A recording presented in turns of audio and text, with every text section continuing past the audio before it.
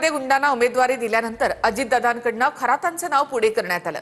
पत्रकार परिषदेमध्ये उत्तर देताना अजित पवारांनी पळवाट काढली। आम्ही काही जागा खरात गटाला दिल्या होत्या, कोणाला उमेदवारी द्यायचा हा खरातांचा निर्णय, असं अजित पवार म्हणाले। यावर अजित पवार यांच्याशी बोलून पुढील प्रतिक्रिया देतो, असं सचिन खरात यांनी म्हटले। पुणे महापालिका निवडणुकीत जेलमधल्या कुख्यात गुंडांना उमेदवारी देण्याच्या प्रश्नावर अजित पवार यांनी अंगल झटकलंय। काही जागा रिपाईच्या सचिन खरात गटाला दिल्या आहेत, त्यामुळे उमेदवारी कोणाला द्यायची हा त्यांचा निर्णय आहे, असं अजितदादा म्हणाले। मात्र हे सांगताना सचिन खरात गटाला कोणत्या जागा दिल्या आहेत हे मात्र अजित पवारांनी स्पष्ट केले नाही।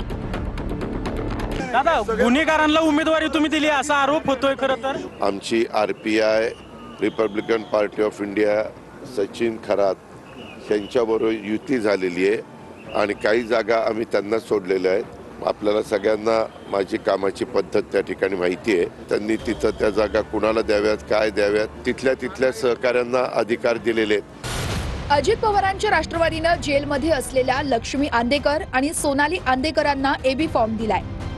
या दोघीही आयुष कोमकर हत्या प्रकरणामध्ये कोल्हापूरच्या जेलमध्ये आहेत। लक्ष्मी आंदेकर ही तुरुंगात असलेल्या कुख्यात गुंड बंडू आंदेकरची भाऊजाई, तर सोनाली आंदेकर ही बंडू आंदेकरची सून आहे। या दोघीही अर्ज भरण्यासाठी कोल्हापूरच्या जेलमधून पुण्यामध्ये पोलीस बंदोबस्तात आल्या होत्या। अजित पवारांच्या राष्ट्रवादीनं पुण्यामध्ये जयश्री मारणे यांनाही तिकीट दिलंय। जयश्री मारणे या कुख्यात गुंड गजा मारणेच्या पत्नी आहेत।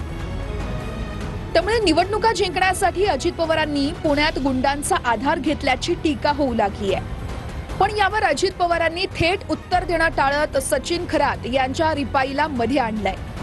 गजा मारणेच्या पत्नीला उमेदवारी देण्यात आली। जाहीर झाल्या बोलतो।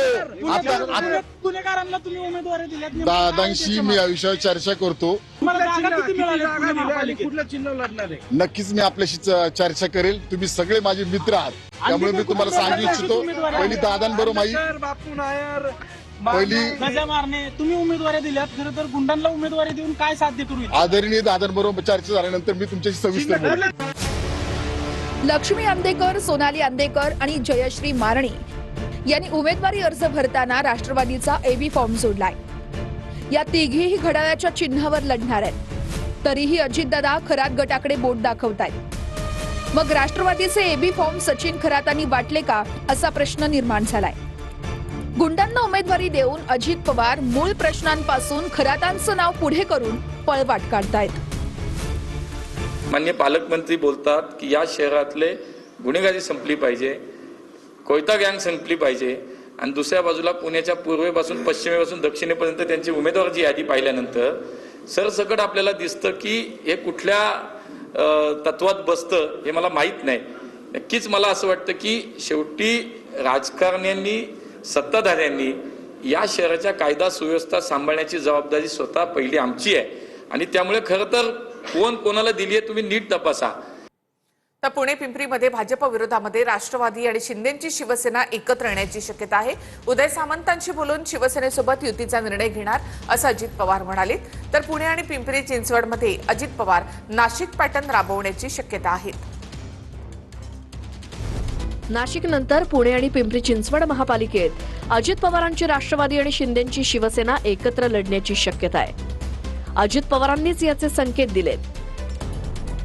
काल अजित पवारांनी युतीबद्दल उदय सामंतांशी चर्चा केली।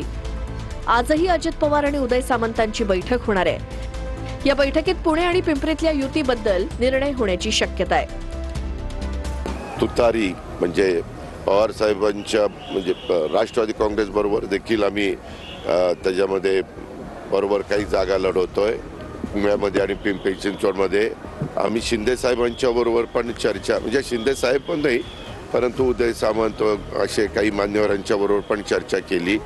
कदाचित आज त्यांच्याबरोबर पण बसून काही जागेच्या संदर्भात मार्ग निघतोय का। दादा कुठे पुण्यामध्ये बोलताय हे सगळं? पुणे पिंपरी चिंचवड, पुणे पिंपरी चिंचवड, पुणे पिंपरी चिंचवड। पुण्यात शिंदेच्या शिवसेनेच्या रवींद्र धंगेकरांनी भाजप विरोधात दंड थोपटलेत। अजित पवारांबद्दल मात्र धंगेकरांना सॉफ्ट कॉर्नर आहे। युतीचा प्रस्ताव घेऊन धंगेकरांनी याआधी देखील अजित पवारांची भेट घेतली होती। त्यामुळे पुण्यात अजित पवारांची राष्ट्रवादी आणि शिंदेंच्या शिवसेनेची युती होण्याची दाट शक्यता आहे। याआधी नाशिकमध्येही भाजप विरोधात शिंदेंची शिवसेना आणि अजित पवारांची राष्ट्रवादी एकत्र आली आहे। तोच पॅटर्न आता पुणे आणि पिंपरी चिंचवडमध्ये राबवला जाण्याची शक्यता आहे।